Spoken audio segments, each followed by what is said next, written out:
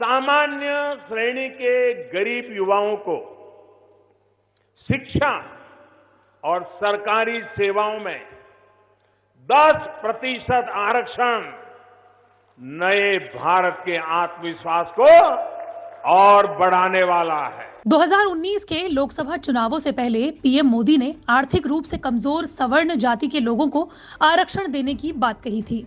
गरीब सवर्णों को शिक्षा और सरकारी नौकरियों में 10% आरक्षण के केंद्र सरकार के फैसले पर अब सुप्रीम कोर्ट ने भी मुहर लगा दी है। सरकार के फैसले के खिलाफ याचिकाओं पर फैसला सुनाते हुए 5 जजों की बेंच ने ईडब्ल्यूएस को दिए गए आरक्षण को जारी रखा है।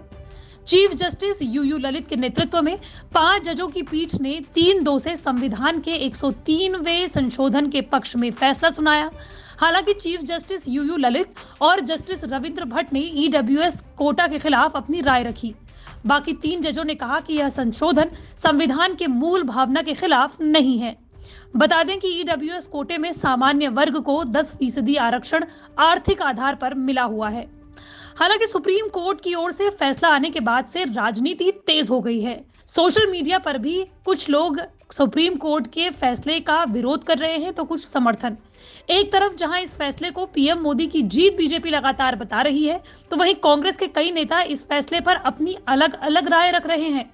कांग्रेस नेता और पूर्व नौकरशाह रहे उदित राज ने सुप्रीम कोर्ट के फैसले की आलोचना की है।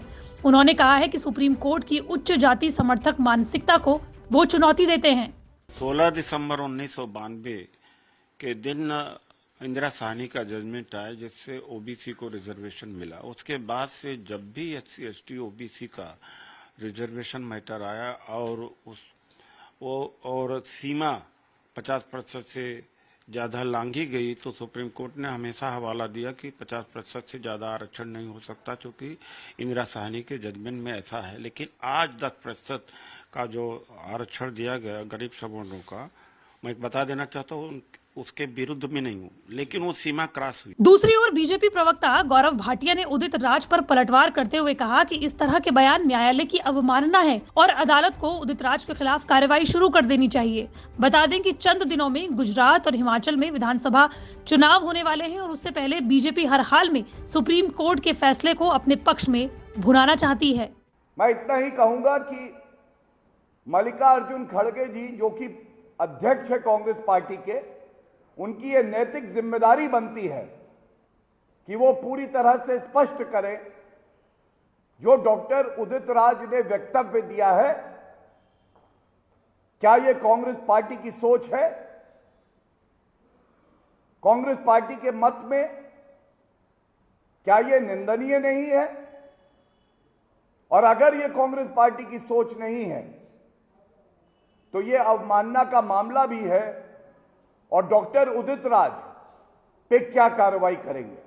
हालांकि उदित राज के अलावा कांग्रेस के बाकी नेताओं ने सुप्रीम कोर्ट के फैसले का स्वागत भी किया है और अपनी पीठ भी थपथपा दी है।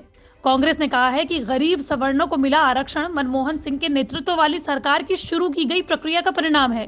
कांग्रेस ने आधिकारिक बयान जारी करते हुए कहा कि ईडब्ल्यूएस आरक्षण 2005-6 में मनमोहन सिंह सरकार के सिन्हा आयोग की नियुक्ति के साथ ही शुरू की गई प्रक्रिया का नतीजा है। आयोग ने जुलाई 2010 में अपनी रिपोर्ट सौंपी थी। साथ ही कांग्रेस महासचिव जयराम रमेश ने कहा कि मोदी सरकार को यह स्पष्ट करना चाहिए कि ताजा जाति जनगणना पर उसका आखिर रुख क्या है। कांग्रेस का स्टैंड तो पार्लियामेंट में साफ, गरीबी हटाई जाए, गरीब की मदद की जाए। कांग्रेस तो इंदिरा जी के समय से वचनबद्ध है और उस पर हर बार प्रयास करती है। मैं जानना चाहता हूं कि 47 साल की सबसे बड़ी बेरोजगारी जिस सरकार के पास हो, जो आर्मी में सेना में भी 4 साल के लिए भर्ती करके नौजवानों को बेरोजगार कर रही हो, उसके पास नौकरियां। वहीं बीजेपी नेता लगातार पीएम मोदी को शुक्रिया अदा कर रहे हैं। हम इस निर्णय के लिए नरेंद्र मोदी सरकार को धन्यवाद देते हैं। साथ ही साथ बिहार की राष्ट्रीय जनता दल वह ऐसी पार्टी थी जिसने संसद के दोनों सदनों में 103वें संविधान संशोधन विधेयक का विरोध किया था। राष्ट्रीय जनता दल अब किस मुंह से बिहार के अंदर ऊंची जाति के गरीब लोगों से वोट मांगने जाएगी, जिसने कि संसद में इसका विरोध किया था।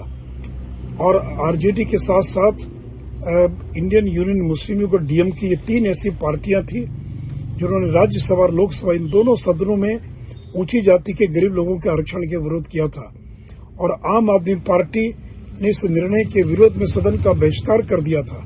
आपको जैसा कि हमने पहले भी बताया कि कुछ ही चंद दिनों के फासले में गुजरात और हिमाचल प्रदेश में विधानसभा चुनाव हैं। बीजेपी के खिलाफ जहां कांग्रेस और आम आदमी पार्टी लगातार मजबूत होती हुई दिखाई दे रही हैं, तो सुप्रीम कोर्ट के ईडब्ल्यूएस आरक्षण पर आए फैसले के बाद बीजेपी जी जान लगाकर इसे अपने पक्ष में मोड़ना चाहती है।